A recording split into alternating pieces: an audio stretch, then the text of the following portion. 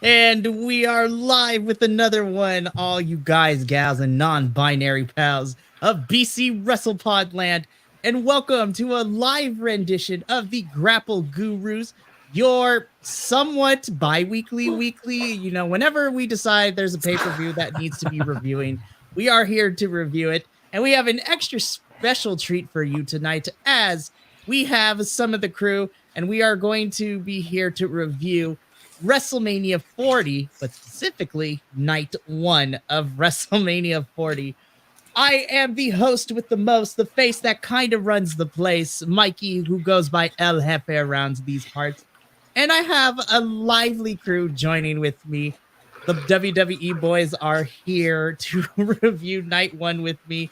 And I'm going to quickly introduce them. First and foremost, you can find this lovely gent reviewing Dynamite in the Just R3 Gents team, as well as part of the Friday Night Faction review, who helps review Friday Night SmackDown. John, aka the Professor, is in the house. Hi, everybody. I'm very excited to talk night one, now that we've had a few days to digest it. And we have sort of night two bookending it and sort of making choices. I don't know. We'll get into that. Like I've wavered back and forth. We were talking about this before we started, and I agree with the internet to a degree, but I also think some folks took some of this way too seriously, and I'm gonna stick to my guns as best I can, and not be on the fence. But I'm excited to talk about it. There's some great stuff in here. It is. And then, of course, joining us, rounding us out for the evening for now. Hopefully, our other co-hosts will be able to join us. But you can find him reviewing SmackDown alongside myself and the Professor. And he's also been running the gauntlet this weekend because outside of Ring of Honor, Supercard of Honor, this man has been doing all the watch-alongs and is doing all of the reviews. This is the second one, but Minnie, the Prodigy, is in the house. Welcome, my friend. That's right. If you read correctly, that's right. I did pin the Luchador for a 3 count. SmackDown's been confirmed as the better show. Did you do that? How'd you get Luchador? Like, was he sleeping and you just fell or what? Nah, I hit him with the One Ring Angel. You don't kick out of that. Oh. Oh my goodness. We do have a fourth host, but hopefully he'll be joining us later. But if not, Luis, our newest acquisition here to BC WrestlePod after weeks of negotiation, but I think we got a fair trade. Yeah, we're waiting on him. I would love to get him on here. I'm excited. He's gonna be like Jade Cargill. We're gonna keep pushing it back, and then he's gonna make his debut. and then all of a sudden, clean house, and we're like, "Wow, they're the best. You're great. I'm so glad we got." Oh my goodness! I'm so happy to be reviewing night one tonight with this crew, and I'm excited to also do night two. Look, it has been a long weekend. It has been a very fun weekend, and I am super excited to talk about night one specifically. But before we get into all those details, I started this during the Stand and Deliver review, but I am going to be doing this for all of our pay-per-view live streams because especially after this week, the internet has kind of been more vicious than it needs to be. So I'm going to put this up here and read it. So, important notice. So, we are thrilled to invite you to dive into the world of wrestling with us at BC WrestlePod. Your opinions and insights are what make our wrestling community vibrant and diverse. Whether you are a longtime fan or new to the scene, your perspective is valuable. However, when sharing thoughts or commenting, let's remember to keep the conversation respectful and supportive. Wrestling is a passion we all share, and it is in our spirited discussions that we learn and grow together. Keyword being together. So let's celebrate our favorite moments, discuss the incredible matches, and maybe even debate the outcomes with kindness and respect. This is your warning, and if I find that you are in the comments section during the live or during the edit review saying not so nice things, you will be blocked. No, we ain't got time for that. I was like, was that for us or was that for the people who follow? I'm putting a blanket statement because there's a lot of our, wrestling community YouTuber fellows that we like out there. And so putting a blanket statement out to say, you didn't tell me that. Well, now you know. Now you didn't say I couldn't Except hate for you, you. Lucha Dork. Screw you. So from now on, every time we do any live stream, whether it be for the the BC WrestlePod episodes, the pay-per-views, or the Rampage live stream reviews for me and Adolfo do, that is going to be read before everything, because y'all getting too wild this week, and we need to kind of like shut it down before it gets even wilder.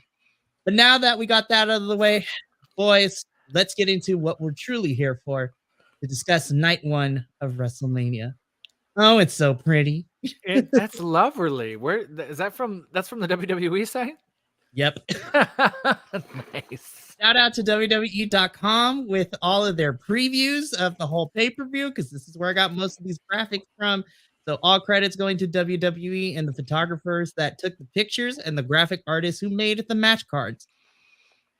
So good. But we are going to be reviewing night one of WrestleMania. So you're going to hear me say this a lot, but WrestleMania XL, aka WrestleMania 40, came to us live a Saturday night from Philadelphia. And as always, WWE likes to throw on theme songs for this. So this year's theme for WrestleMania 40 is Gasoline by The Weeknd. Me personally, love The Weeknd. This is not my favorite song by him, but by the end of the weekend, I couldn't stop playing it in my head, because it kept playing in my head, because they played it every. They played it a lot, yeah. And of course, they used the good songs for the last other years too. I was just like, it's fine. It's fine. Now that it was good, it's fine. I preferred Moth to the Flame, but that's me. I did not hate it. I get the feeling that The Weeknd said, okay, you can use that one. Like, I don't know if WWE dictated the terms necessarily, but right. It was good. It was fine. Get that money, Abel. Yeah, get that. Yeah, exactly. Yeah. We love it. Alrighty. So thankfully we didn't have a pre-show match, because old school WWE used to throw a bunch of the matches on the pre-show. Oh yeah. Mm-hmm. So I'm grateful we didn't have God, to. there's already 7 matches on this card. We didn't need no pre-show. Seriously. A 0 hour. Jesus. We're not going to talk about 0 hour, because 0 hour ended up being so much better than the main card for Super Card of Honor. That's the curse of having a pre-show. Sometimes those matches are really, really good because there's no pressure. Go check out the Ring of Honor review if you want to see our full thoughts. Yeah, there's all right, boys. Okay, go get them. So The Weeknd, Gasoline, get that money, Abel.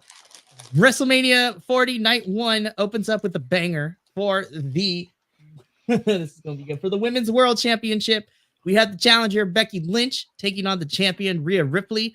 The story of how we got here is that back in February in Perth, Australia, there was a women's elimination chamber where the winner would go on to face Rhea Ripley at WrestleMania for her title. Becky Lynch was the last woman standing after beating out multiple women in the forms of Raquel Rodriguez, Tiffany Stratton, Naomi, Liv Morgan. It was chaos. It was great. It was fun. Yeah. And Becky was the last woman standing. And to be honest, for quite a while, we kind of left it alone as Becky was tangling with Nia Jax for a couple of weeks after Elimination Chamber. And it was only the last 2 weeks until WrestleMania where things got personal. And then these two just had a full-on brawl for the last 2 weeks leading into WrestleMania. All right. So according to reports, and this is allegedly, because I want to hear it from Becky, later down the line. Allegedly, Becky entered first. I loved her book entrance. I love the skirt with all of the words from her book, which I think is a nice touch. But allegedly, Becky was wrestling with a high-grade fever and strep throat the whole entire time. Yeah, which is horrifying to think about. Yeah. That, and also I read, and I'm not 100% sure, but I read that before her match too, Rhea had a full panic attack before the match too. At WWE World today, when she was doing a panel, Rhea was vulnerable, and she told the audience and the crowd and the moderators that prior to going out for her entrance, she was having a full-blown panic attack. Wow. It's weird how she had a panic attack for this match, but not the one in Perth, which is, to me, arguably bigger than this match. Her hometown, yeah. Panic attacks are scary, man. They come on, and it's a host of things, and it could be anything that triggers that. And I have some students and friends that deal with that, and it's tough for anyone that's ever had to go through that. It's miserable and scary. But they went on to put on a banger of a match. An incredible match. This set such a high bar for me that I was almost nervous afterwards because I was like, oh my God, what's going to match that? We just saw they were great.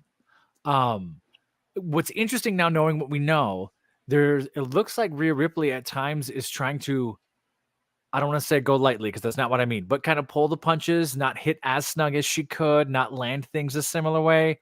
And every time she does that, Becky turns around and hits Rhea really hard, as if to say, no, get me. And Rhea responds and hits her even harder. There were a few of those moments in there that I thought were pretty wild. This was I don't want to talk about the weather. I don't want to do the drinking game that we did during the live feed. Now I gotta do it. I don't want to do it. But I will say there was something pretty amazing about the wind kind of blowing through their hair at these beautiful moments. Like this just got like mythical. What is happening? And keep in mind, Rhea broke the curse. Like she came out with Motionless in the White singing her theme, and she won her match. Yeah, and she won. You're right. I love the way how she won it too, because she hit a riptide and instead of going off the top turnbuckle, she threw Becky on the turnbuckle like a buckle bomb riptide. Yeah. Then hit her with a riptide and pinned her like how every person ever wants to be pinned by Mommy.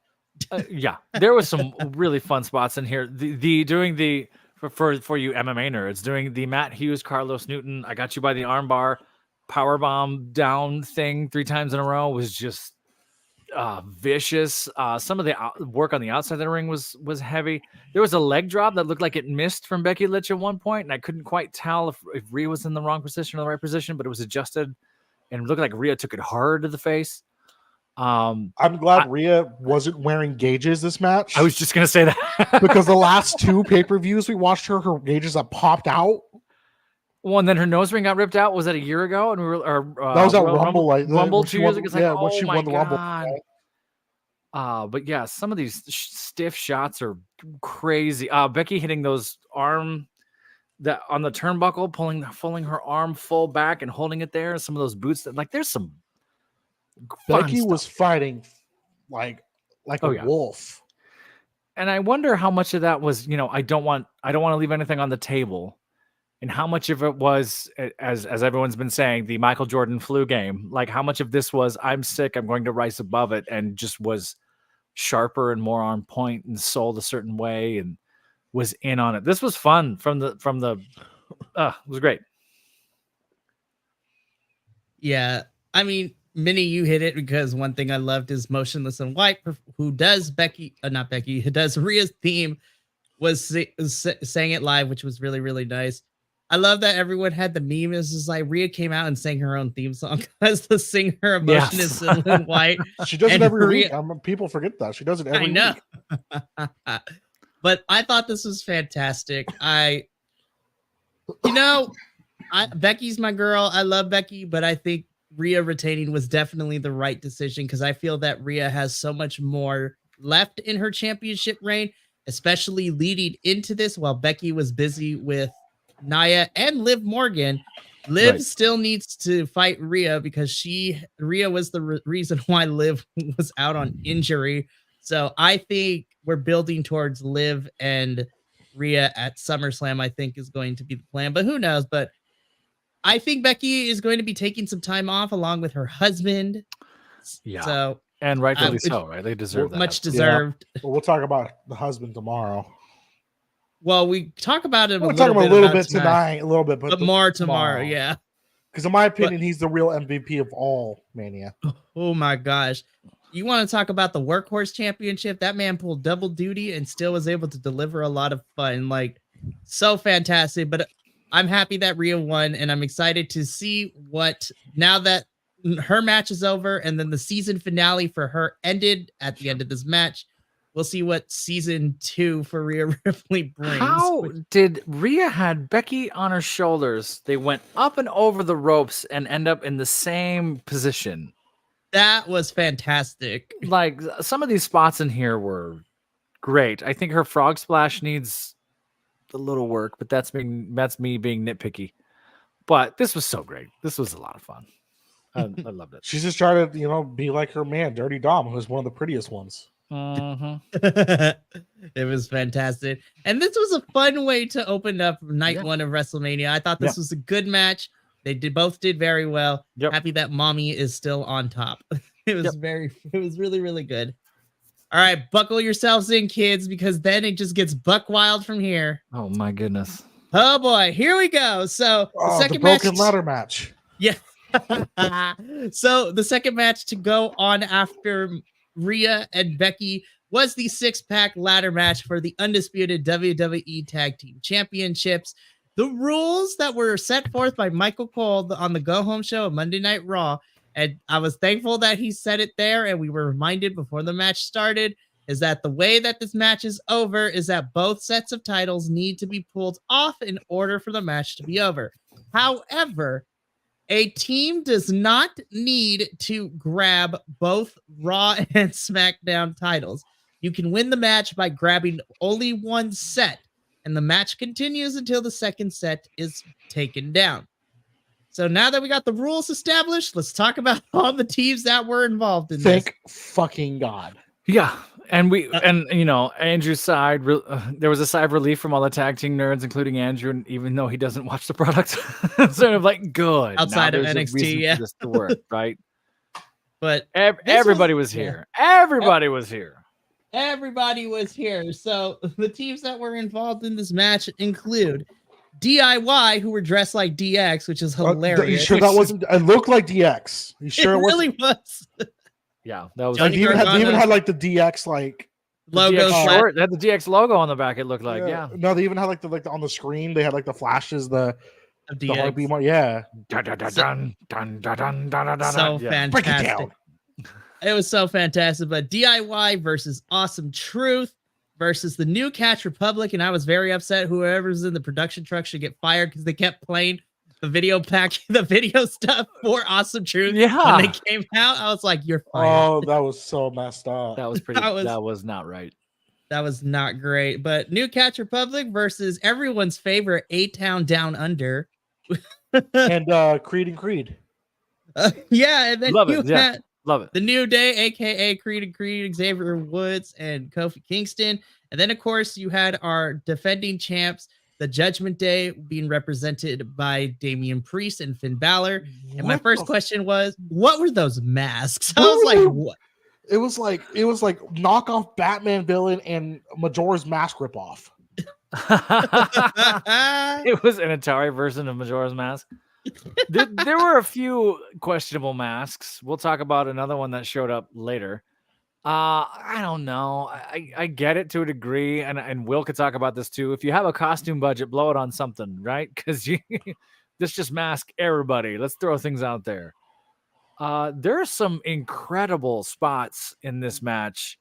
And we would be here for hours if we talked the whole thing down, but there's some just one I was talking about before we even started. Tyler Bate has Finn and the ladder on his shoulders and has to sell struggling, even though he can do it easily, and then just starts spinning. I think that was a bit of a miscue. I think more people were supposed to be in the ring getting destroyed by the ladder.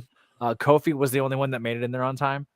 It was still impressive. Which was ridiculous. Yeah, shout out to my friend Uriel, because he had the quote of the night. It's just like, bro, Tyler Bate looks like he has the turkey, like the turkey like thighs. I was just tiny huge. Bro, I was just like, and then, Andrew broke the news to me that apparently Tyler Bate and Sol Ruca are a thing. So I was like, that actually makes sense. That really makes a lot of sense. Fair. I was like, they're kind of cute. I was like, but anyways, Tyler Bate, man, I'm like, oof. Our Truth trying to get tagged in and getting tagged in and then getting a 3 count was the first man in a ladder match history to get tagged in on a hot tag in a ladder match. That's amazing. I'm so glad he's there and he's having a blast and just trolling everyone and laughing and having fun. This is something that I called around a few weeks back on SmackDown. Like, I really hope that someday he's in a ladder match and the belt is there. And Simon Miller made the same call a few weeks back. I was like, oh, please. So they pulled the trigger on it. I might be biased, but I think that was a nod to everyone thinking the same thing. The broken ladder. Okay. So I went and watched this. Mikey was here as I was watching it, trying to find when it actually happened. It buckles when Austin goes up to get, who's he going to get? Austin climbs the ladder to get it, and you just see the whole thing go king, and then Kofi goes up the ladder anyway. So there's a few times they're going up and down that ladder with it all bent on that far side. Right, and then there's a point where Damian Priest was going there, and the ref was like tapping him, telling him don't go up that ladder, it's broken. Right. And he just does it anyways, it goes up the other side. And then the Miz knows it's broken, and Miz climbs up that side anyway, which was so here's terrifying. my conspiracy. Here's my conspiracy theory on that. So I think Miz realized that the ladder was going to fall. And then since Damian wasn't listening to referee Jessica, I think Miz purposely went in. They did the thing and they both fell off. And then you notice that Damian and Miz throw that ladder out as soon as they both fall to the ground. R-Truth throws another one in. Yeah, I absolutely agree with you. Because it looked like R-Truth was the first one to notice, but stuff was still happening. So I absolutely agree. Yeah, the Miz must have run up there and been like, hey, man, I'm going to get off the ladder. And did they say anything during the pre-show, the post-show like interviews and stuff like that about the broken ladder? No, I haven't seen anything. The press conferences drive me nuts, so I didn't watch them, so I don't know. I watched part of the night 2s, but I didn't watch part of I didn't watch part 1s. No, they didn't mention anything from what I saw about the broken ladder, but shout out to referee Jessica. She's my hero of this match. Yeah. Also, shout out to JD McDonough for taking the table spot. That table spot was scary because he could have missed that easily. Also, can I say shout out to Pete Dunne for taking that massive DDT onto the table? That was such a cool spot. Huge. That was how about nuts. Kofi jumping backwards after him and Austin are like, I'll take care of it. Okay, I got this. He didn't look. He's like, all right, for a second and goes, peace, and just blind dives back. Oh, and everybody was there for him, but my goodness. There was a lot of crazy stuff. I don't remember what the teams were. God, but they both got into both teams got to the ring. They're like, no, you go for these ones. We'll go for these ones. Okay. That was awesome truth and DIY at the top. It was like, tell you what, you get that one, we'll get that one. And the funny thing is, they were like, you get the Raw ones, and they're the SmackDown team. And it's like, we'll get the SmackDown ones. They're the Raw team. Which, was a nod to everything behind the scenes. This was a lot of fun. I've seen a lot of ladder matches in my day. I was at AEW when Hobbs broke a ladder in San Francisco. Yes, I was. This was a lot of fun. This was a blast to watch. They were communicating all over the place. Everyone got their spot and moment to shine. They never split the focus. I think sometimes that's dangerous with these. There's a fine line between everybody's active and we're not splitting the focus so nobody gets shown up. And I think they did that beautifully. My only gripe in this match is they've shown that wrestlers can fucking climb ladders with how A-Town. I was fine with how A-Town Down Under won the match, but Austin Theory climbed that ladder in 0.4 seconds. And then later, Newcatch was climbing the ladder and he couldn't climb it worth shit when we just watched Austin Theory climb the ladder in half a second. Yeah, okay, and that was Andrew's biggest thing too. He was so mad because of how they do it. Like Austin and Grayson literally ran that thing like it was nobody's business, and Grayson had no problem taking it down.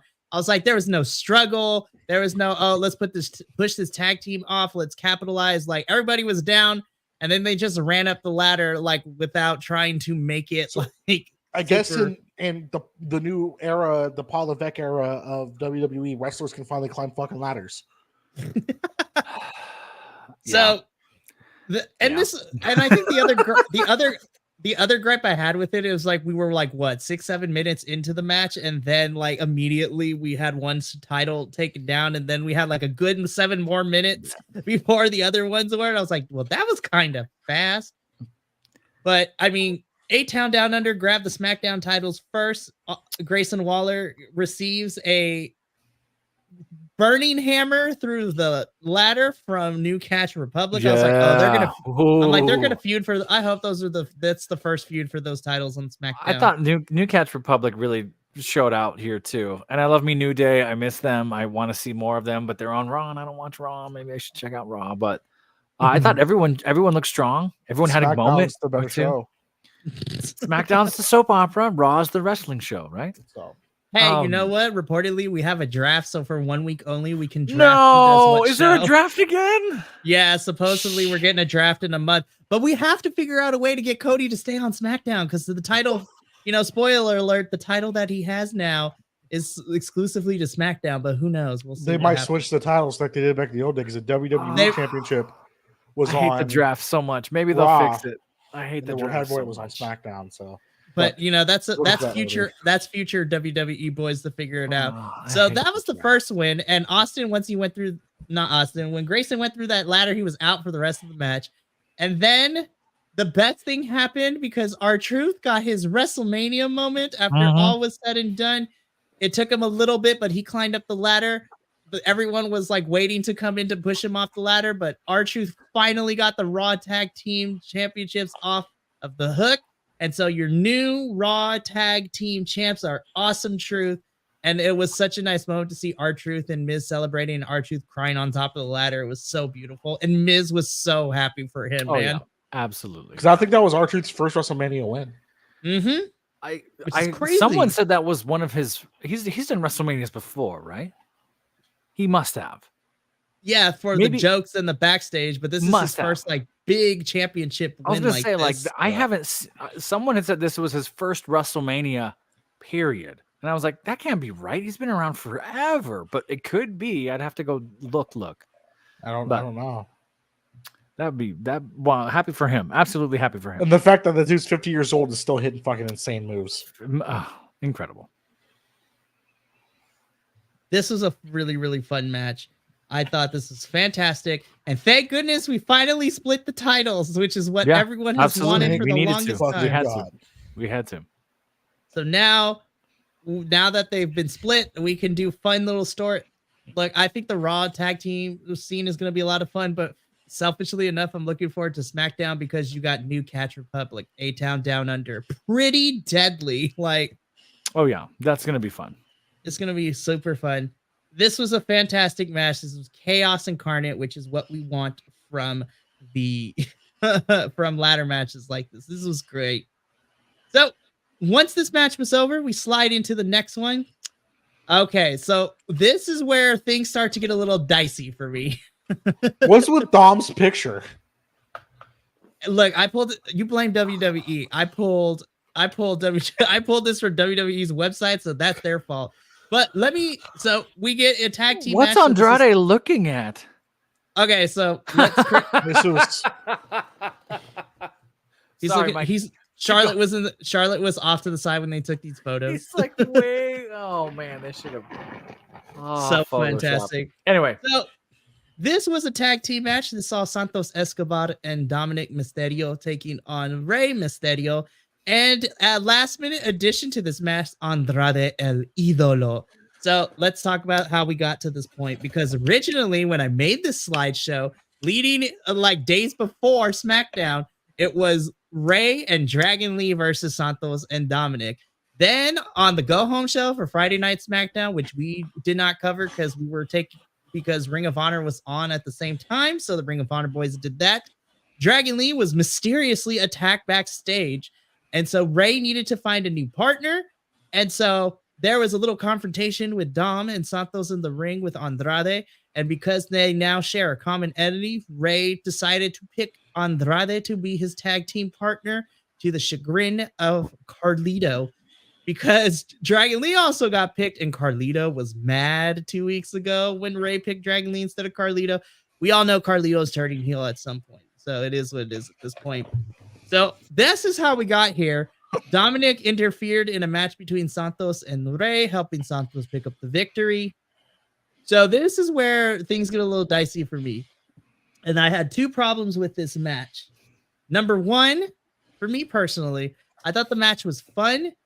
My first big issue is Dom, I feel like should have won here to even the score out.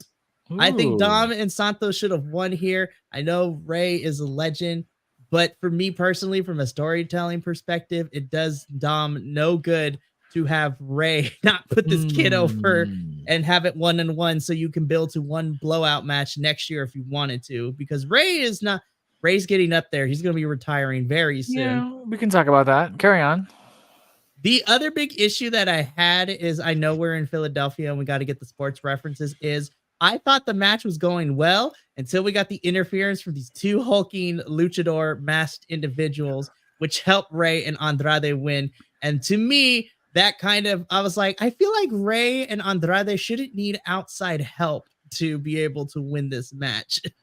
And then it was revealed that it was Jason Kelsey and another Philadelphia Eagle. I was like, all right. Johnson. Yeah, I was like, all right, we just got to shoehorn them in. Which Johnson is huge. Yeah, that man is huge. That man is almost huge. He's got to be 6'8", 6'7", massive. Yeah, I think he's the starting left tackle. Yeah, he's a beast. I thought this match was fun.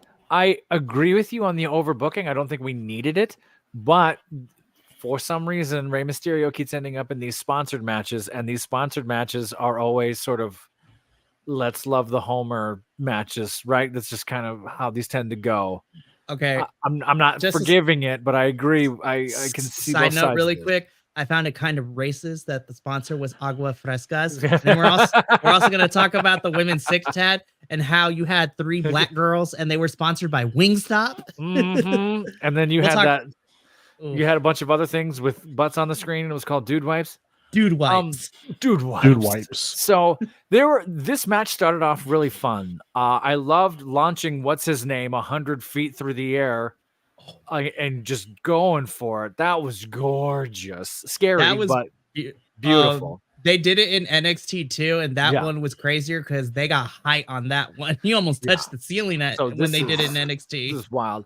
I don't mind them playing to the home crowd. I don't hate that. I agree with you though. Traditionally, it was sort of like, yeah, you don't need help here. Does it lessen the win? I don't know. I could go either way. I do see your point on Dom though. Now that I'm thinking about it, I wonder if now Dom can finally get away from Judgment Day just a little bit to start this Rey Mysterio thing again, so we can go somewhere. I could take it or leave this. I don't. It's kind of a meh ending. Like, oh, that happened. Oh, okay. Santos and Dom kind of rush the 619 like to get into position at the end. So there's a little bit of a miscue on where are we, what are we doing, how are we getting here thing. I will say, Ray on Andrade's shoulders, both of them jumping off the apron, catching Dom and Santos. Like, what was that thing? That like was that weird crazy. electric chair crossbody combo. Yeah. That thing. was cool. How That cool was was baller. that? So I love seeing things I've never seen before. And WrestleMania Night 1, for its problems, there was a lot of things I'd never really seen before. Like, oh my God. Yeah. I think storyline wise, I'm sort of like, yeah, what are we doing? Match wise, it fit in with WrestleMania. Because again, and we talked about this, these are folks that there's a whole host of fans that only show up once a year for WrestleMania. And you're catering to them a little bit because you want their tickets and you want to pump Philly. Mhm. Okay, I don't hate it. If they had done this every match, or if they had made this a big thing, then after a while, I didn't hate it. I was sort of lukewarm to it. I'm wavering. I know I should be pitchforks and torches. I'm just not. Yeah. I love Ray. I've been a childhood idol. This match could have been so much better, and it could have ended so much better. I feel like it was just rushed. Yeah. They played it safe. If I think that's what it is. I think they played it safe. it safe. I think And they I played feel it like safe. this was a good match, but I would expect what we saw like on a Raw or SmackDown, not for WrestleMania. See, And I think that might be the thing, right? This felt like a SmackDown. This felt like a SmackDown go match. home match from SmackDown. It was good, but you're at WrestleMania, the grandest stage of them all. Right. This is like the Super Bowl for WWE, the season finale in WWE Universe lore. Keep in mind, this is WrestleMania 40. Yes. 40. So this is a huge WrestleMania, probably. And like I said, I watched part 2 of Night 2. By every standard and statistic, Triple H did say this. This was the biggest WrestleMania of all time. It blew every record out of the water. Sure. Every single one. And you can see why. Like the way the titles were exchanged or not exchanged, the way everything went down. Yeah, I mean, I think we've talked it to death. Yeah, I think we were all kind of wanted something, but Yeah. And I was also mad at this match because it gave me my loss in my predictions. Because that's why. Well, okay, so I got half of the tag team championships right because I did pick Awesome Truth, but I picked New Catch Republic to win. But I didn't. I all my picks were second night. I didn't get my picks for night one in time, so I'm not gonna go okay. So yeah, this match was good, but I wanted more. You're on WrestleMania. The stage should be grander. I thought it showcased Andrade pretty well. Not to talk this to death. I thought it showcased Andrade really well as huge muscle face. The double knee that he threw to Dom was horrifying. So great. And took my breath away. So Andrade kind of showed out a little bit. So he got a deserved WrestleMania moment. And I want to see more from Andrade for sure. But I think I agree mostly with everything else we've been talking about. Alrighty. So I was like, all right, well, this match is next. Match was done. I was like, okay. So you know what? Not necessarily what I expected, but I still had a good run. Oh, then there's this match. Okay. Okay.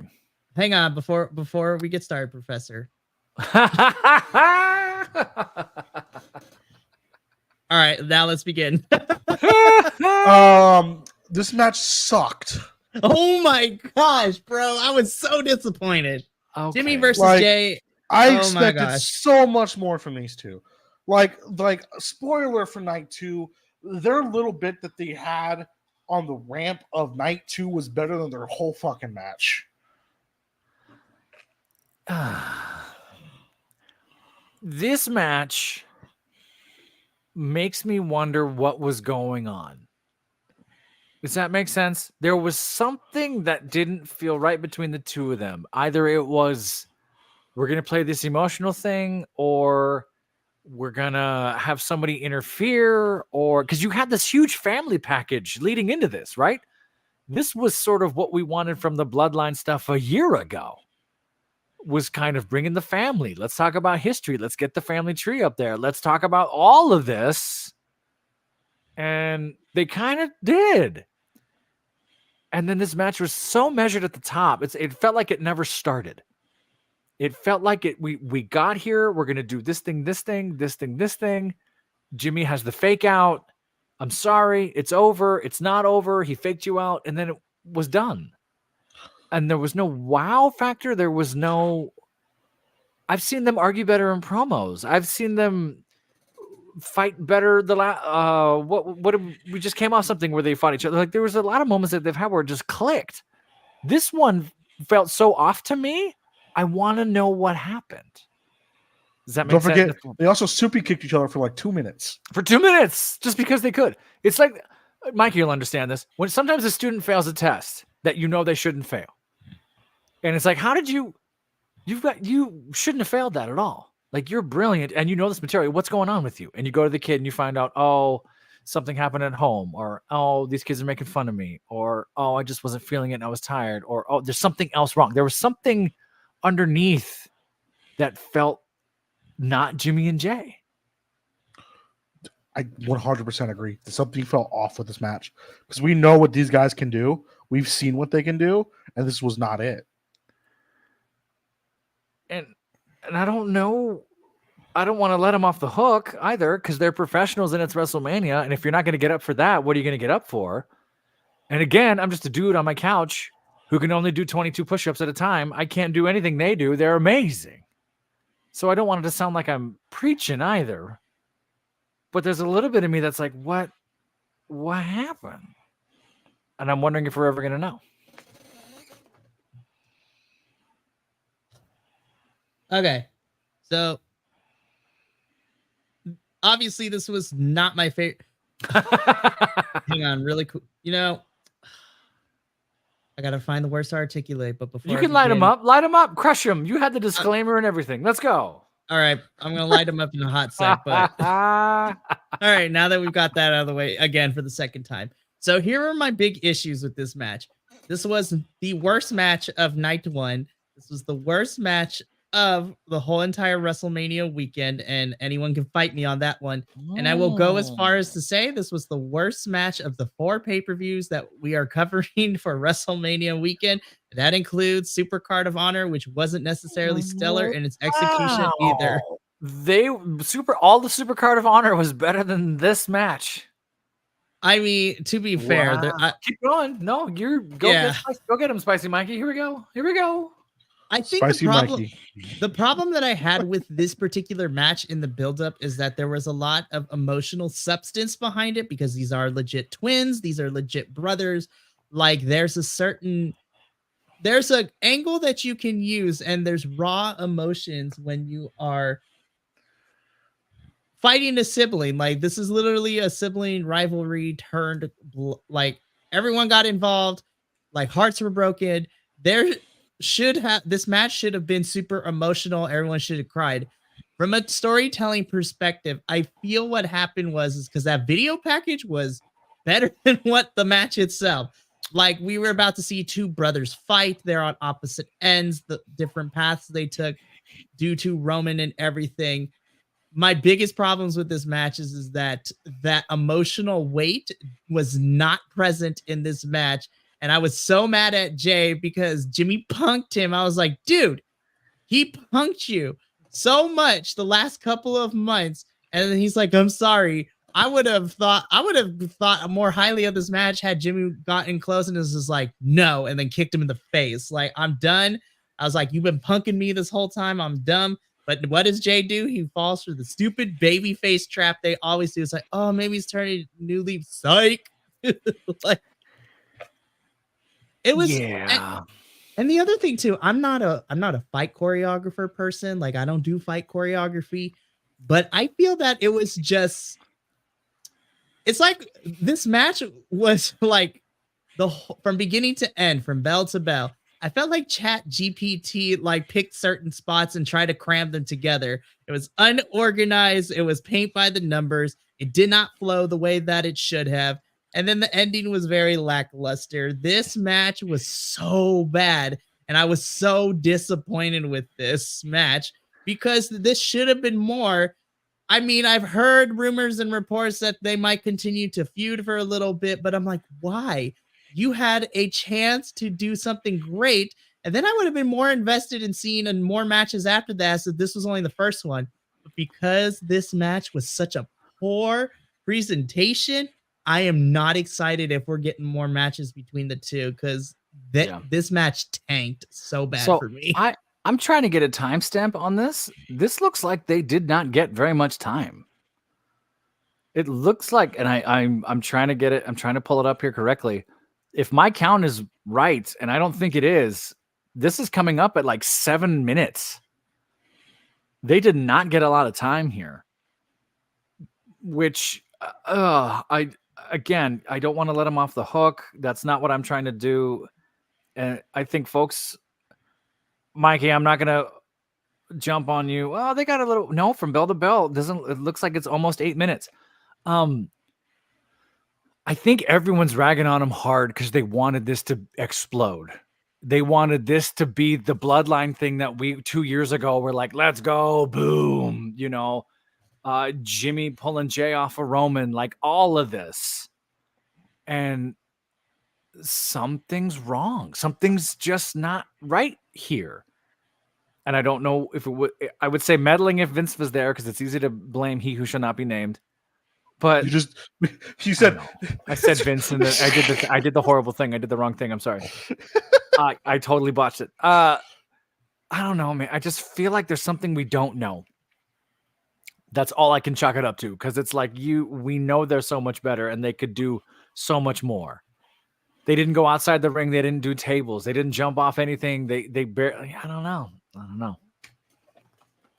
Maybe we'll find out years from now, but yeah. I mean, it was sponsored by Dude Wipes, so that might have been in their head the whole time. Oh. Yeah, it's like, man, I really need a wipe after this. Dude Wipes. Oh, we got to wrestle under Dude Wipes. Ugh. I need the Men in Black to memory wipe this match from memory. Like, Yeah. I was so disappointed is the best way to describe my final thoughts on this. I was just very disappointed. So, yeah, moving on, which then, I had a small pick me up because then we get into our 6 women tag. We have Damage Control, which is being represented by our women's tag team champions, Asuka and Kairi Sane, the Kabuki Warriors, along Dakota Kai, which shout out to Dakota. Love the outfit, girl. Hey, listen, we responsibly ogle our men's and women's here in wrestling. Oh yeah, we're looking at all y'all. Mm-hmm. So, I mean, come on, look at this picture. Mm-hmm. First and foremost, the entrance for Damage Control was so good. But they look good, and then Asuka just terrifies me.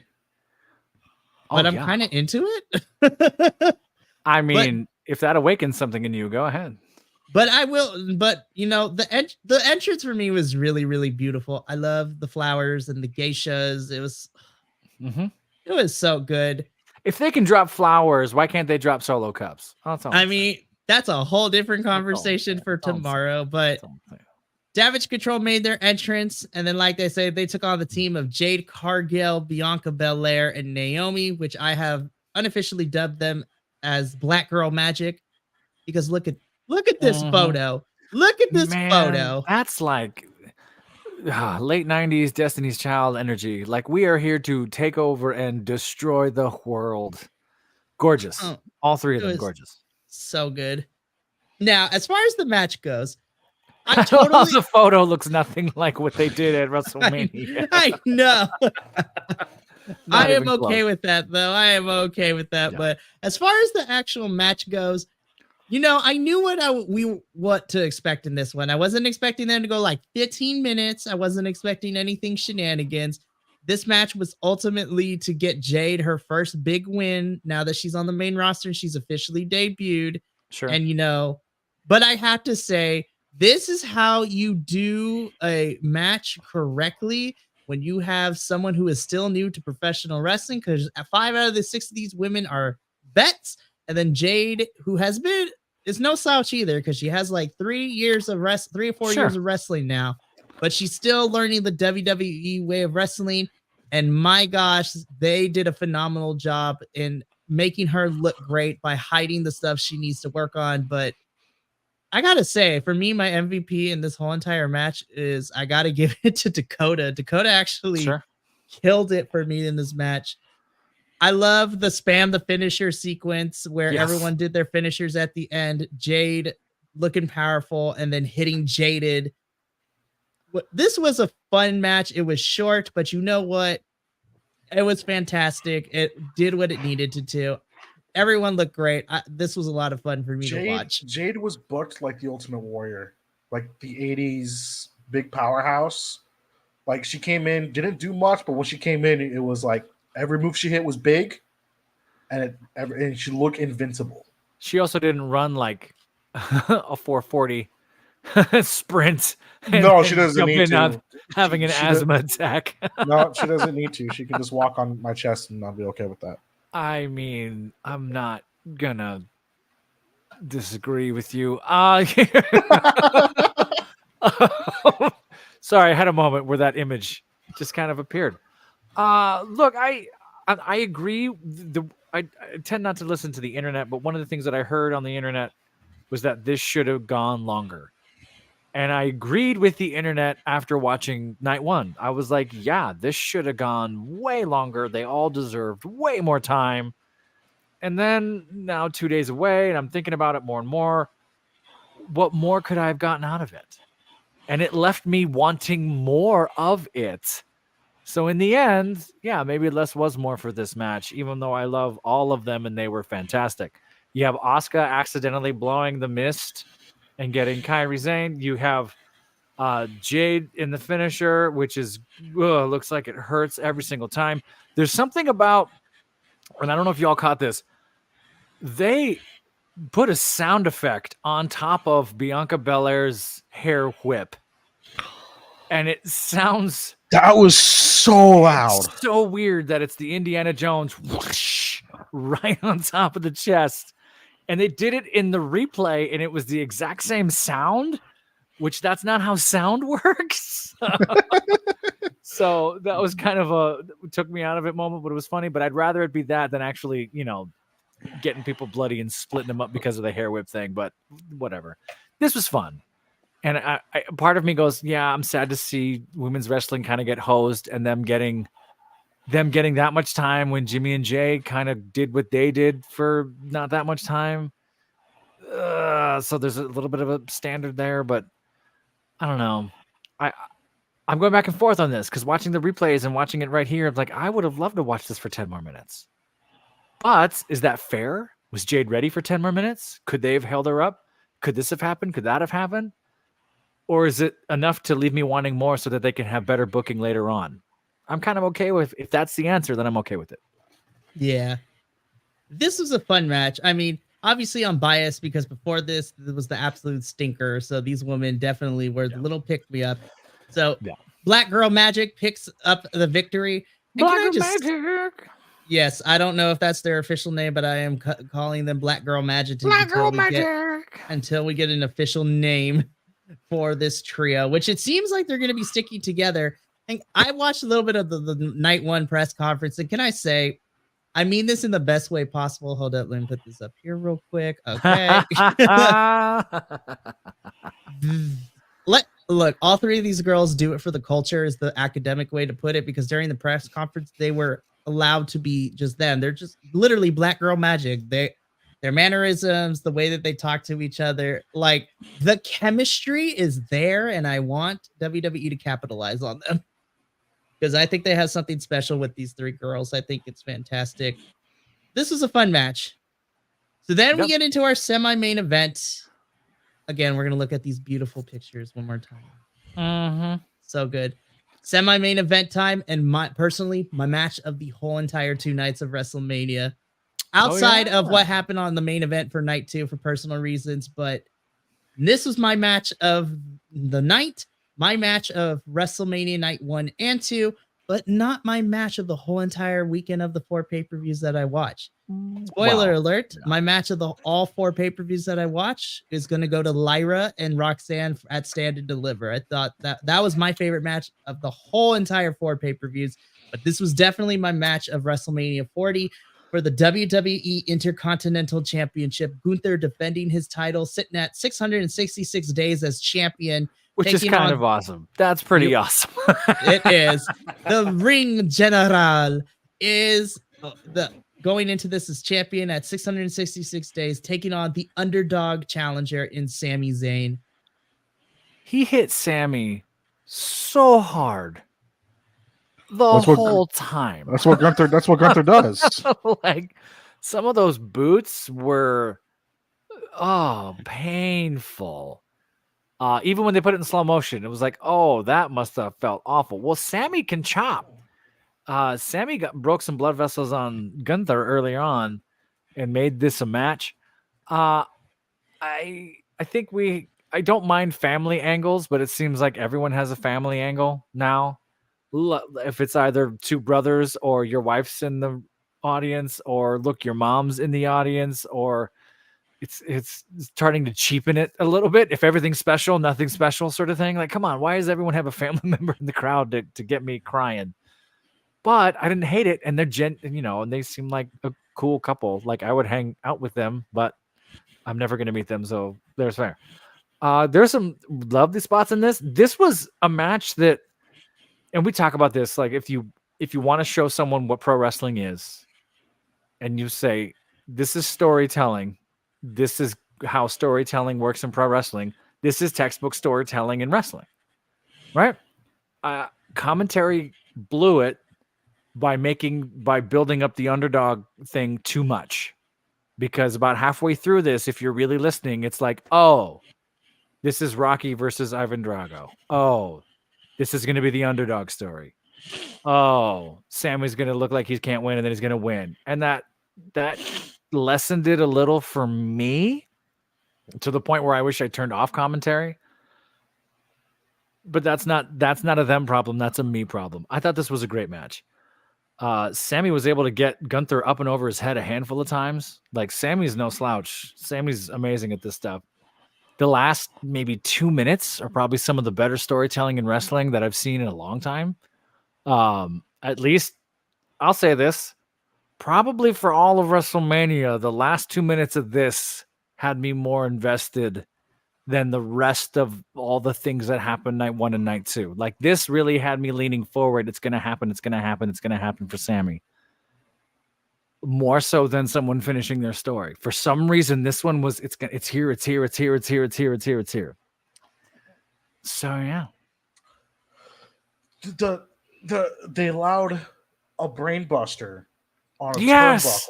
turnbuckle. Oh, and my goodness. They did it. And the funny thing is, I was on Twitter, and there was like a genuine few people was like, "Oh, they flopped. It was they messed. It was a botch. They messed it up."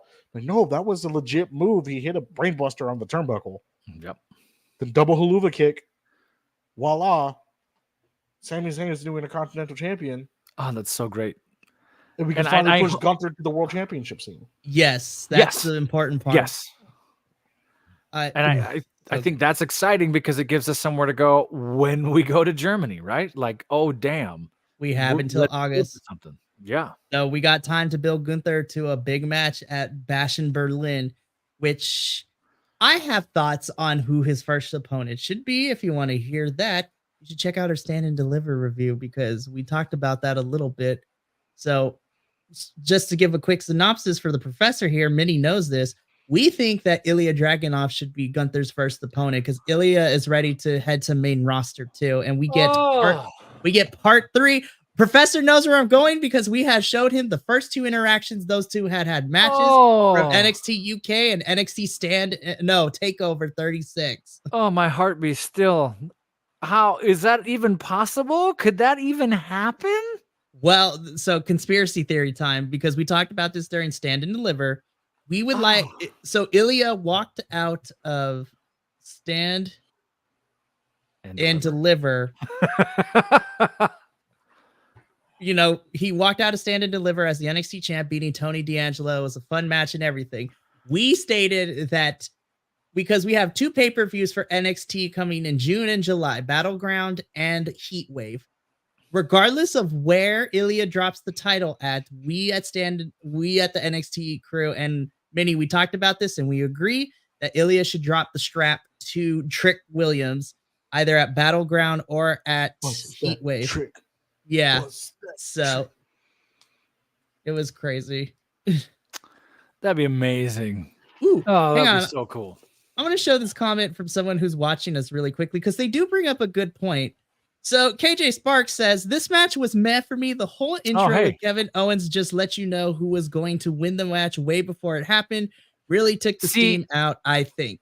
Yeah, I agree with that. They played too much of that's a great comment. Thank you for watching. I agree. I think they built this up too much. They didn't have to overscript this. Trust that your audience is smart. There's a person watching. That's cool. Minnie's in awe. Thank you for watching. We appreciate it. Yeah. Thank you, KJ. We're absolutely there. And again, like if we're looking at wrestling as storytelling, this is textbook. It's fun. Sammy sells all of it. And again, the last 2 minutes of this, I was fully invested.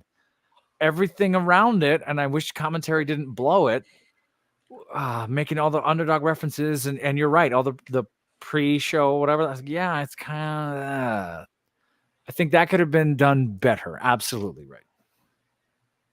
Right. Still was a great match, though. Still a great match. Gunther's It was still a great match, but I totally agree. Commentary kind of blew the lead a little bit, and they're just like, they kept overselling it, and they didn't need to. That first kick from Sammy to Gunther gets Gunther's shoulder and then creeps up behind the ear. If you've ever been punched behind the ear, that's an on and off switch. So I'm just glad Gunther was still in the match after that. My goodness. Continue, please. But after the brainbuster and the 2 haluva kicks, Sami Zayn is your new Intercontinental Champion. And like Minnie had said, now this is great because now we're going to push Gunther to the world title picture. And I think we're setting up something, if not for Clash at the Castle, Bash at Berlin should be like the big coming out party for Gunther in the main title picture, which is going to be fantastic for sure. All right, kids, we're moving on to our main event, which was, boy howdy, here we go. All right. So this is a tag team match that had stipulations that this was Seth freaking Rollins and Cody Rhodes taking on the Bloodline, being represented by Roman Reigns and The Rock. The stipulations were as followed. Should Roman and Rock win this tag team match, then the main event between Roman and Cody on night 2 would be a Bloodline rules match, which basically means anything goes. But if Seth and Cody won the match, then everyone was going to be banned from ringside and it would just be strictly one-on-one.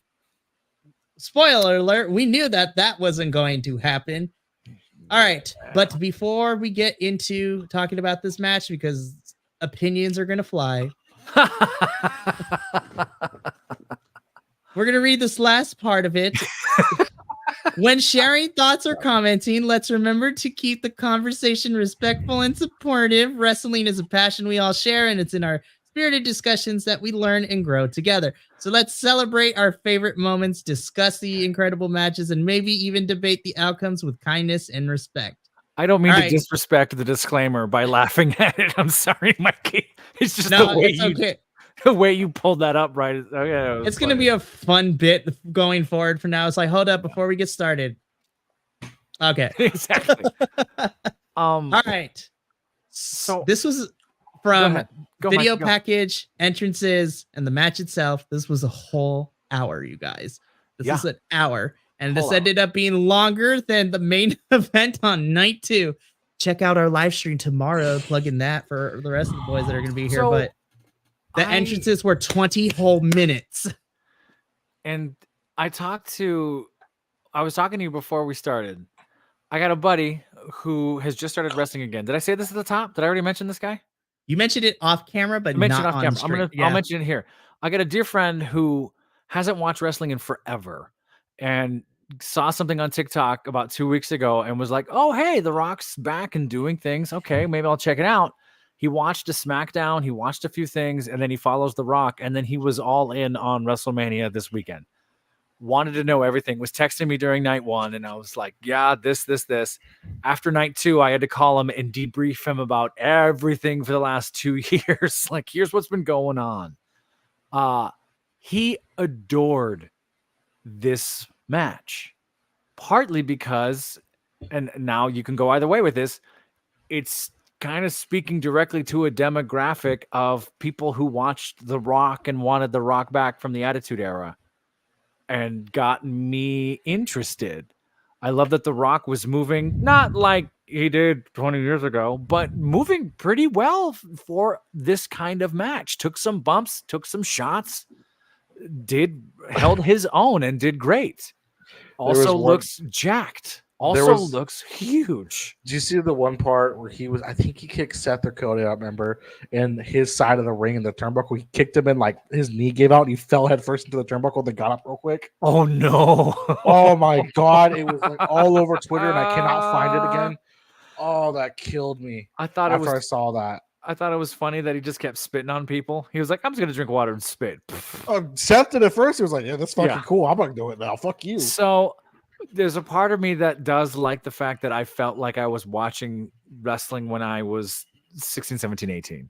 That's not fair to impose. That's a me problem, not a them problem. Again, and we said this earlier, I'm going to say it. This was a SmackDown match. This was a Raw. This felt like a go-home match to me, and it shouldn't have. It should have had just a hint more spectacle. I like that they went out the ring. I thought they did better than a lot of other matches we've seen go out of the ring and sort of get lost. They seem to have that contained pretty well. So I don't know. They sold well. It was fun. Did this need to be 47, 49 minutes long from bell to pin? I don't know. Mikey's boiling over. Mikey, what do you want to say? So, okay. Andrew and Minnie the three of us, along with my friend Uriel, the four of us had a brief kind of discussion after night one went off the air, and we talked about this match. And one of the things that I brought up that I'm going to bring up here is that I thought for a match that was a precursor, and now again, this was immediately after night one, night two had not happened yet. And so this was past me thinking, if this is a precursor to what we're going to get in night two, then all the shenanigans and how long it was, like, I'm okay with it. Because in the context of this long story that we have been telling, it makes sense. So that part I was okay with.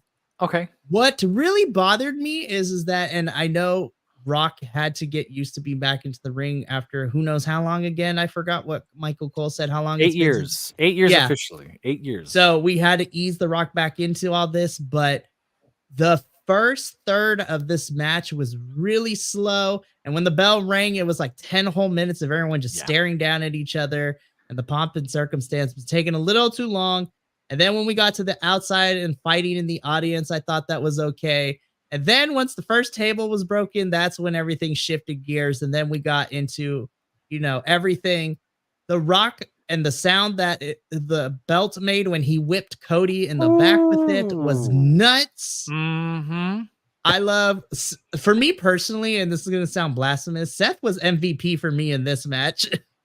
Like, this man was running and doing everything, like curb stomps to everyone and their mother, just taking out pins, like the double pedigree that he and Cody did to Rock and Roman was fantastic. Cool. I think, and I'm going to bring this up tomorrow during the night 2 review.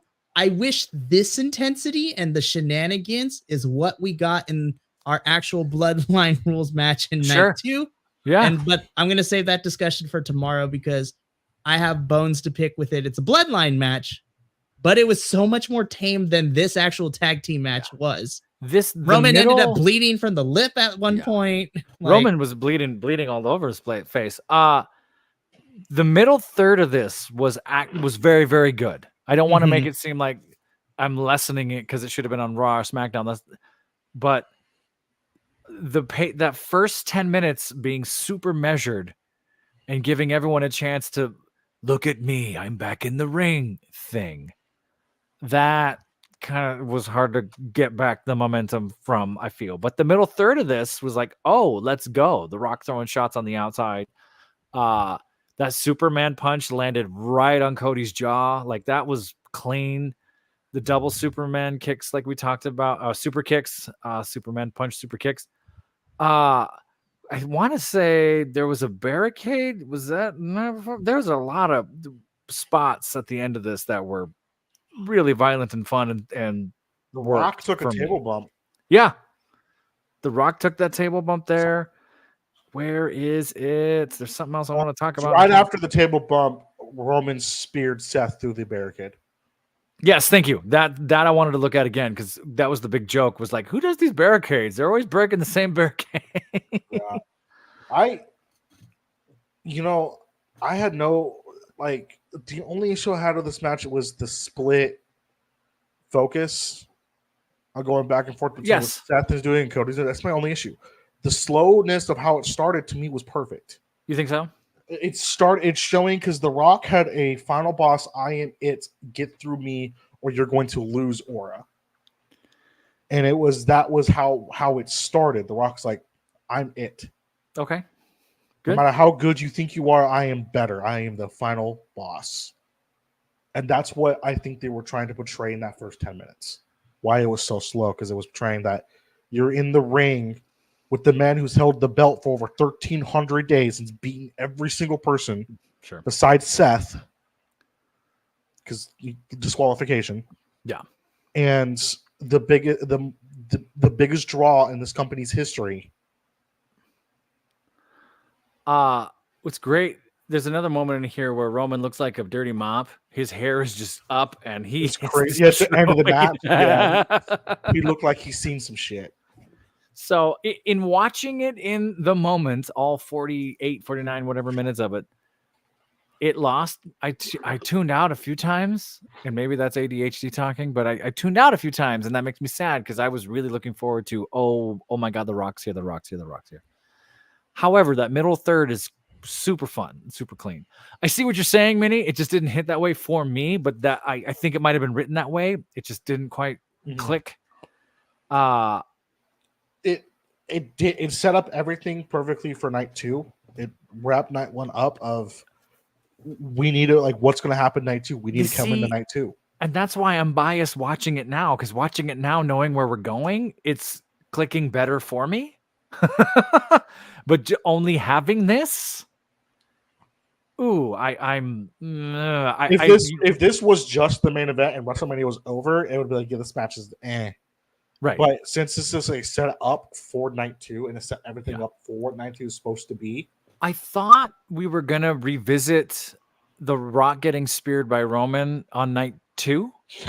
I thought that was gonna come back up. I thought that was, but so now sold that. Like, he got hit by a freight train. Oh yeah, he sold it like he was gonna die. Like, and I was like remember this is like he sold it like how Big Show sold him falling on his nuts on the turnbuckle. Good knowledge.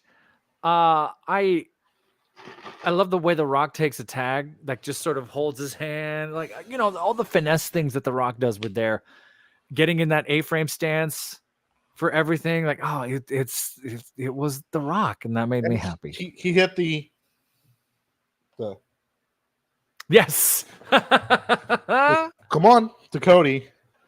Like, and Seth looked good for the, like, yeah, this is more focused on Cody because this was his thing. But Seth, like, at first was wrestling circles around The Rock until The Rock's trying to get his wind underneath him. Yeah. And like I said, Seth freaking Rollins is the MVP of WrestleMania 40. I think so. I think you're probably right. I'm trying to articulate because I can't think of it now. I'm looking at it now through the lens of night 2, which isn't fair to it by itself. That middle third and probably the last 2 minutes really worked for me, but I tuned out off and on for the first 20 of this. Which I again could just be mean at them. I don't want to sound like I'm ragging on them either. But following Gunther, Sammy, following Rhea, Becky, I don't know. Mikey, words. So to kind of keep this contained to night 1, because, you know, it's really difficult having seen what happened in the main event of night 2 as well. I think I'm just going to repeat what I said after our little debrief after just finishing night 1, and the 4 of us were sitting there talking about it for a couple minutes. I enjoyed the main event because it would set the precursor to what we would get in night 2 a little bit. Granted, night 2 hadn't happened yet, but again, I feel that the pacing is what kind of dragged it down a little bit. And I get that there's 4 individuals in said match. However, the video package plus all 4 entrances, and then finally when the bell finally rang, it took 25 minutes to get through all of that, which is a lot. And then this match went about 40 minutes, which is the second longest match in WWE WrestleMania history, according to the record books. Only 40? I thought it was way up there. Really? Yeah, I think Bret Hart or one of the Hart's Iron Man matches went longer. So that's the longest match that ever happened. Yeah, it was Bret and Shawn, correct? Yeah. I think, their Iron Man match together, I think went the full 60 minutes, which was crazy. Woof. And, you know, I thought this was fun. Again, like I said, Seth was MVP for me in this whole entire match. And I did, because I saw some people complain, but I actually like that Cody got pinned in this, because then it stacked the odds against him for night 2, where now he has this loss. He's the reason he got pinned. So he's technically the why they lost the match on night 1. So now the odds are stacked up against Cody for night 2. And so I thought this was fun. This was good. But that the first third of the match really took me out of it. The second third was great. And then the final third is where everything kicked up for me. Yeah. By the end of this, I enjoyed it a lot more. And then upon second viewing, I appreciated what we got. But yeah, this was a lot. This was a really, really long match. If you watch this like a soap opera, it works. Yes, it worked. I But watched it as a wrestling match and checked out parts the of it first 20 worked, minutes. but yeah, parts of it worked, but parts of it did not, which is really, really tough to do. But yeah, ultimately, Rock and Roman end up getting the win. Cody gets pinned, and so night 2 would be a bloodline rules match, and we end night 1 with Rock and Roman celebrating in the ring, and beautiful camera work of recreating the meme that was Cody Rhodes looking depressed in the middle of that ring like he was last year after night 2 of WrestleMania last year, as the logo pops up in WrestleMania night 1 goes off the air. Anyone in the comments have any thoughts, or yay or nay, or did we lose our viewer? We had a few in there, I thought. You know what? If you are watching this live, let us know. I mean, we got some time before we get into our final ratings, but you can also leave us comments afterwards when the edited review goes up, or if you're watching the replay. Like, it was fantastic to have mind the disclaimer, but come for us, please. Yes. Alrighty, boys. So, final thing that we do, like we always do here at Grapple Gurus, we gotta give our rating out of 10 on the empanada scale. Empanada. So 10 empanada scale. All right. And we're just looking at night 1, try to be objective as possible. Just night 1. We're gonna pretend that night 2 we haven't watched yet, though we all did. Night 2 never happened. If WrestleMania was only one night, and this was WrestleMania, this is probably. It's hard to get my bias not looking through that lens of night 2. I will say all of the Jimmy and Jay one excluding, right? All the matches were a lot of fun to watch. I checked out of the 45 minute one. We talked about that a little bit, but in the end of that, it's like, okay, I watched this. This was exciting for me. I love seeing R-Truth get the moment. I love watching Rhea and Becky. That was fantastic. Knowing what Becky went through now, even more impressive for sure. That ladder match was so much fun. Seeing The Rock take a table bump.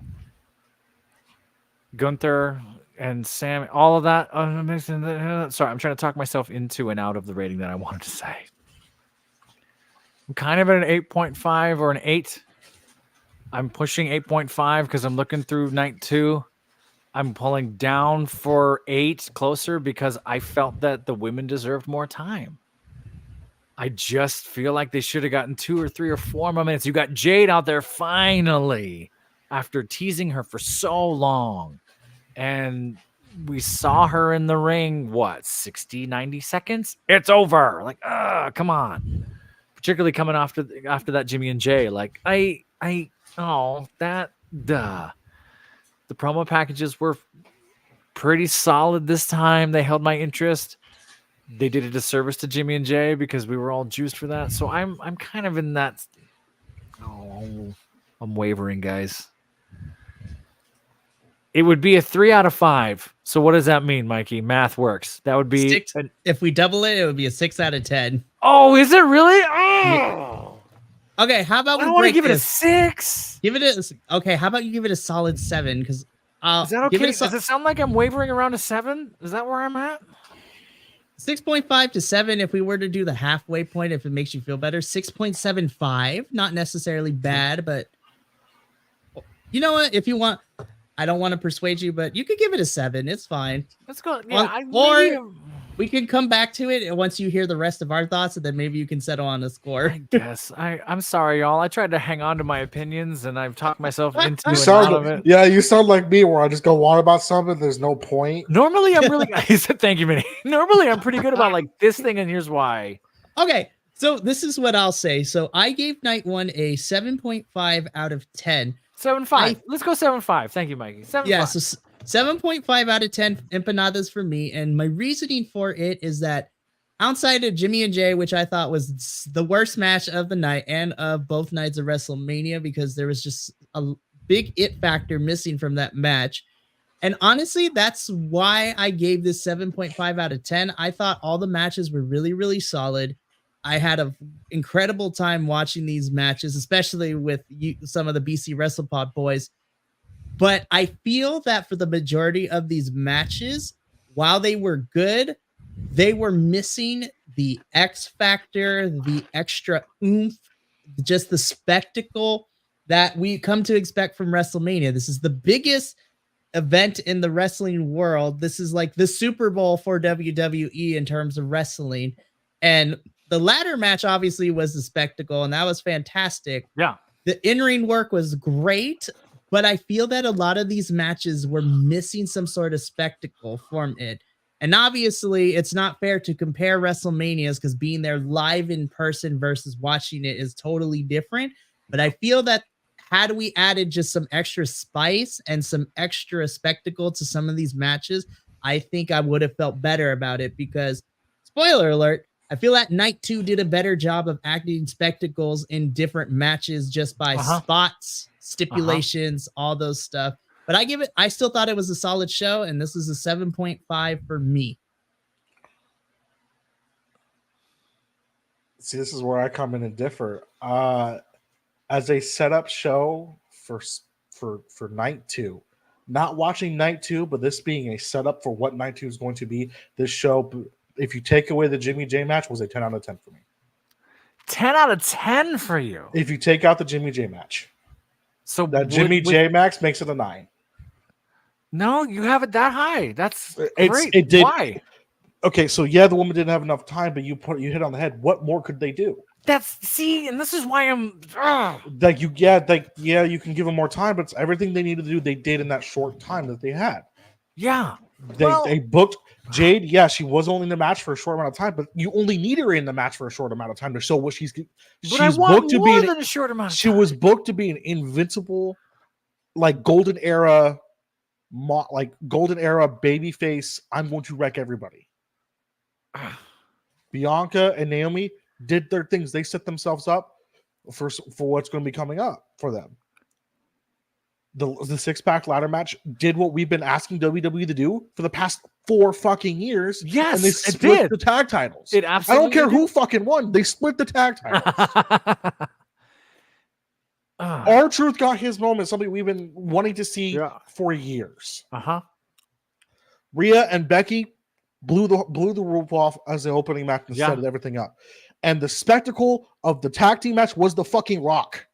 He was the spectacle. That was the spectacle of that match. Him turning that entire match on its head, saying, "This is a tag match. Nah, if you disqualify us, I'm going to fucking fire you. I'm going to beat the shit out of these guys with kendo sticks and everything else that they used." Right? I don't think they used kendo sticks in that one, but it set everything up that how Night 2 needed to be perfectly, minus that Jimmy J match. Jimmy J match is the only one that was missing something and needed that spice and that spectacle to it.